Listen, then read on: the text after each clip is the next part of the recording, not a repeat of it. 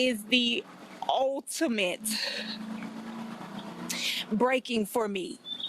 And I cannot, I said I couldn't lose another child.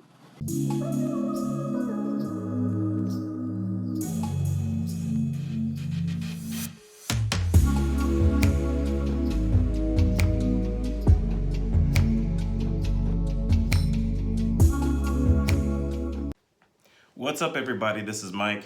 Today we're going to look at this really tragic video coming out of Atlanta. I think it's Newtown County, I believe that is the name of the district. A man tried to step up to the plate, be a stepfather to a woman who seemingly has about 2 to 3 children. That's no easy task within itself. You know, dating and marrying a woman with 1 child can be a huge undertaking. So this woman, in fact, has, I think, 2 or 3 children. This man thought enough of her and loved her enough to marry her to take on that type of responsibility. And unfortunately, we can see it ended tragically for him. Now this young teenager's on the run. I haven't seen any updates about his whereabouts. Anyway, we're going to look at this video right now together. I'm going to react to it and give you my responses and my 2 cents at the end of this video. Roll the clip. Atlanta mother is grieving as her son is on the run, accused of killing her husband. Good afternoon. Thanks so much for joining us here for Fox 5 News at 5. I'm Tom Haynes. I'm Courtney Bryant. Newtown County deputies say 41-year-old David Gay was shot and killed by his stepson in the family home last evening. Fox 5's Angelique Proctor just talked with the wife of the victim, who is also the mother of the suspect. A lot to take in for this woman. Angelique. Good afternoon to you both. This Newtown County mother is an emotional wreck. She clearly says she loves her husband, who was killed just last night, but tonight her plea is to her son, who is accused of murder and on the run. She says she wants him to turn himself in. Now, we just talked with her minutes ago. Take a listen. Please turn yourself in. This is the ultimate breaking for me. And I cannot, I said I couldn't lose another child, and I lost my husband. And now I really can't lose another child. David loved you. That is heartbreaking, really awful. I know this can happen across all ethnicities, but you know, it really is heartbreaking when you see it happen in the Black community. We can talk about it again. You'll hear this theme throughout this video, is that in the Black community, we always talk about how it's hard to find a good man and or a good woman. Here it is, this woman has had a second or third chance in life in terms of finding happiness within a relationship. It seems like she has several kids, whether or not they're from the same biological individual or not. You can look at the screenshot here. Seems like a guy present. Nice smile. Seems like a guy that's in love. I mean, to the point where you marry a woman. I like to think and still believe in love and chivalry in this day and age. And I know a lot of people are not huge fans of marrying women with children out of wedlock. But, you know, to the point where this woman is burying her husband. Her son is going to go to jail for a long, long, long time once he's apprehended.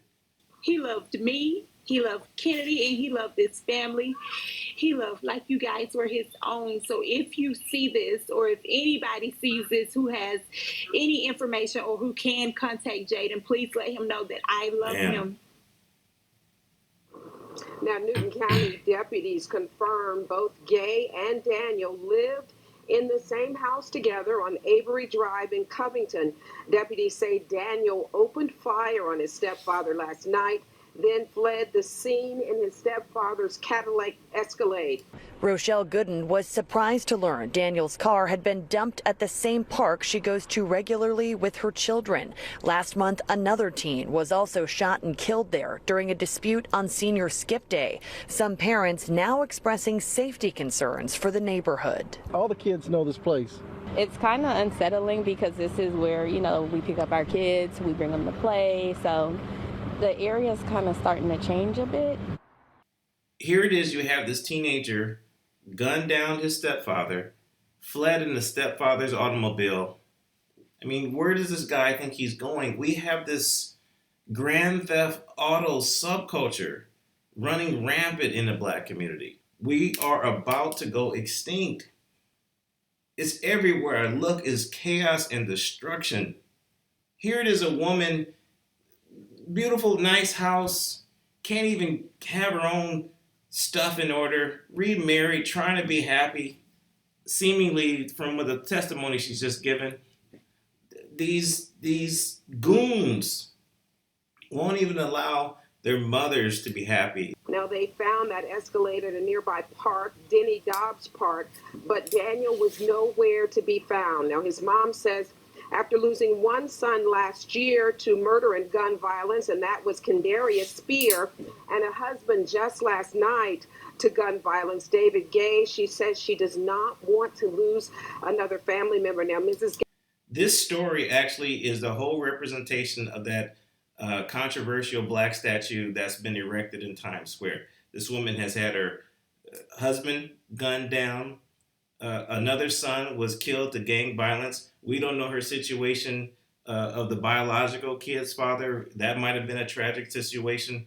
So we can see this is basically the carbon copy framework, what we see in the black community. We cannot have sustained happiness.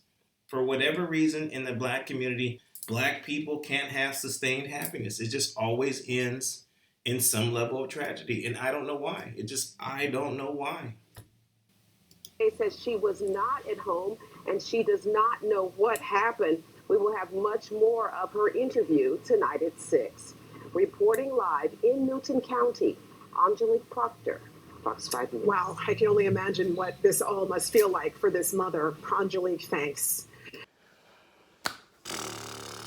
Man, oh man, oh man, oh man. This is what we have. I am not a big fan, if at all, of the blended family. I am not into individuals trying to take on the responsibilities where biological parents fell short.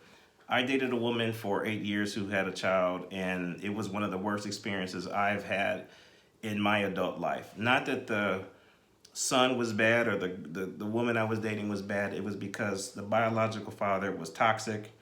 He actually manipulated his son. He was gaslighting his son, and he turned his son basically against me and his biological mother because for whatever reason, this individual couldn't move on.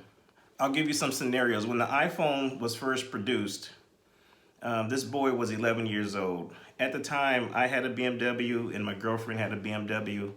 And in this kid's eyes, he thought we were balling. He thought we were rich.